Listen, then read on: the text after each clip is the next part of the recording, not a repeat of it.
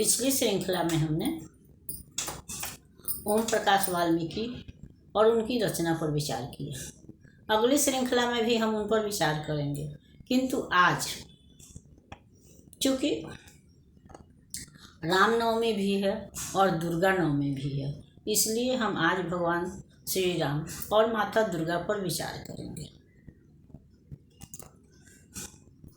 माता दुर्गा की पूजा भी भगवान राम ने ही शुरू की थी। तो आज चैत्र मास के शुक्ल पक्ष के नवमी तिथि को भगवान राम का जन्म हुआ था। तो इसलिए प्रतिवर्ष हम रामनवमी भी मनाते हैं।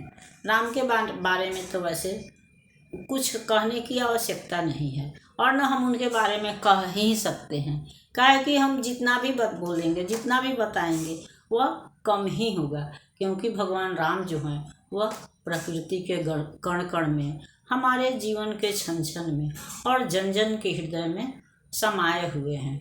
तो उनकी महिमा का गुणगान करना, उनके बारे में कुछ भी कहना साधारण मनुष्य के बस की बात नहीं है। फिर भी अपनी जानकारी के अनुसार थोड़े कुछ बातें मैं यहाँ आप लोगों को बता देना चाहती हूँ कि भगवान राम का जन्म जो है वह चैत्र मास के शुक्ल पक्ष के रामनवमी तिथि को हुआ था। वर्षों तक पुत्र की प्राप्ति नहीं होने पर राजा दशरथ ने महर्षि वशिष्ठ की राय से पुत्रेष्टि यज्ञ करवाया था, जिसके पुरोहित जो थे वो श्रृंगी ऋषि थे और उनके यज्ञ के प्रसाद स्वरूप भगवान राम, लक्ष्मण और भरत शत्रुघ्न का जन्म हुआ था। जन्म तो इनका तपस्या से हुआ ही था। वर्षों की तपस्या के बाद भगवान राम, ऐसे भी भगवान राम पुत्र बन के आए, तो साधारण रूप से तो वो आ नहीं सकते थे। बिना तपस्या के भगवान राम का अवतरण हो भी नहीं सकता है, चाहे वह किसी रूप में हो, चाहे वो कृष्ण का रूप हो या राम का रूप हो या अन्य जो भी रूप हो। तो इसलिए तो उनका जन्म तो काफ़ी तपस्या के बाद हुआ ही हुआ, लेकिन उनके आगे का जीवन भी, संपूर्ण जीवन भी उनका तपस्या ही है। कुछ बचपन का कुछ समय तो उनका सुख पूर्वक बीता। फिर शिक्षा प्राप्ति के बाद वो विश्वामित्र के मुनि के साथ उनके साथ गए और वहाँ पर उन्होंने तारका का वध किया, मारीच का वध किया। इस तरह से ऋषि मुनियों का मार्ग जो है वह निष्कंटक किया और उसके बाद से महर्षि विश्वामित्र के साथ आकर के ही उन्होंने जनकपुर में शिव के धनुष को भंग किया और फिर उनका माता जानकी के साथ विवाह हुआ। और विवाह उपरांत यह विश्वामित्र के साथ का जो वनगमन था वह अधूरा था, जब तक कि वो फिर लक्ष्मण और सीता के साथ वनवास नहीं गए। विवाह के कुछ समय उपरांत जब भगवान राजा दशरथ ने उनको राजगद्दी देनी चाहिए, तो माता कैकेयी जिनको कि पहले से 2 वरदान प्राप्त थे, उस वरदान के रूप में उन्होंने भरत के लिए राज्य और भगवान राम के लिए 14 वर्ष का वनवास मांग लिया, जिनको कि लाख समझाया गया, लेकिन वो अपने जिद पर अड़ी रही। तो एक तरह से तो हमको लगता है कि यह दिखता तो है कि यह कैकेयी का अत्याचार है कि उन्होंने जो आदमी राज्य के लिए, राजगद्दी के लिए तैयार है, राजगद्दी लेने जा रहा हो, जिसका राज्याभिषेक हो रहा है, उस आदमी को अगर जंगल भेज दिया जाए तो उसके मन पर क्या बीत सकती है, इसको हम अनुभव कर सकते हैं। लेकिन भगवान राम ने इसको सहर्ष स्वीकार किया और राम का यह वनगमन ही राम को भगवान राम बना सका। इसलिए उनका वनगमन भी उनके हित में, राम के लिए अच्छा ही हुआ।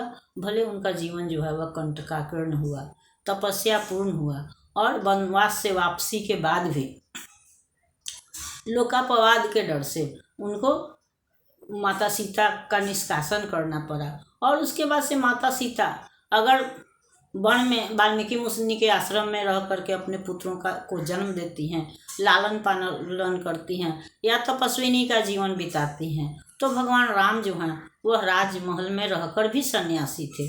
वो भी तपस्वी के भांति ही माता सीता के चिंतन में या निर्विकार भाव से अपना राज्य कार्य चलाते रहे। उन्होंने भी राजसी सुखों का त्याग कर दिया। और जब इसी सीता को रावण ने अपहरण करके रावण जब उनका ले गया था, तो उससे युद्ध से पहले भगवान राम ने माता दुर्गा की आराधना की थी। हम यह भी जानते हैं कि नारी शक्ति का पुंज है, नारी शक्ति महान है। तो इसलिए राक्षसों को मारने के लिए देवताओं ने जिस शक्ति का रूप प्रतिरूप गढ़ा था या जो शक्ति के रूप का निर्माण किया था, भगवान राम ने भी रावण को मारने के लिए इसी माता शक्ति या माता दुर्गा की आराधना की थी। और 9 दिनों तक उन्होंने उनकी पूजा की थी। और 9वें दिन जो है वो पूजा का समापन किया था और 10वें दिन उसने रावण को मारा था।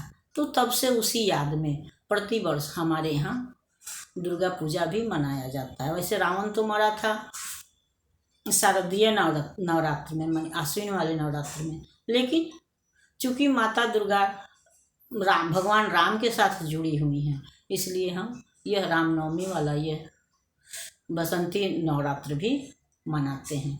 और ऐसे भी हम जानते हैं या इसको इस तरह से भी हम समझ सकते हैं कि जहाँ भगवान हैं, जहाँ वहाँ सीता है, शक्ति है, और जहाँ नारी है, जहाँ हम कल्याण चाहेंगे, तो हमको राम और सीता या शक्ति की भी आराधना करनी पड़ेगी, क्योंकि शांति स्थापना के लिए भी शक्ति की आवश्यकता है। और नारी की पूजा भी, नारियों को समान अधिकार देना, नारियों की महत्ता प्रतिपादित करना भी इस पूजा का महत्व है। तो हम आज जो हम भ्रूण हत्याएं कराते हैं या नारियों को उपेक्षित करते हैं और एक तरह हम दुर्गा की पूजा करते हैं, तो यह जो है यह विरोधाभास है। हमको समझना चाहिए कि नारी जो है वह शक्ति का पुंज है। अगर हम एक साल में 1 बार 2 बार माता शक्ति की आराधना करते हैं, तो अन्य दिन पर कम से कम उनका तिरस्कार तो नहीं करें, उनकी उपेक्षा तो नहीं करें। वो हमारे जीवन का अभिन्न अंग हैं, हमारे जीवन दात्री हैं। उनके बिना हमारा जीवन चल भी नहीं सकता है। तो फिर उस परम आदरणीय नारी को हमारे लिए तिरस्कार की नहीं बल्कि श्रद्धा की पात्र है। तो इसी के साथ माता दुर्गा को प्रणाम करते हुए और भगवान राम की चरण वंदना करते हुए मैं इसको समाप्त करती हूँ। अगले श्रृंखला में फिर हम अपने विषय पर विचार करेंगे। तब तक यह श्रृंखला आपको पसंद आती है तो इसको लाइक कीजिए, सब्सक्राइब कीजिए। मिलते हैं अगली श्रृंखला में, तब तक के लिए धन्यवाद।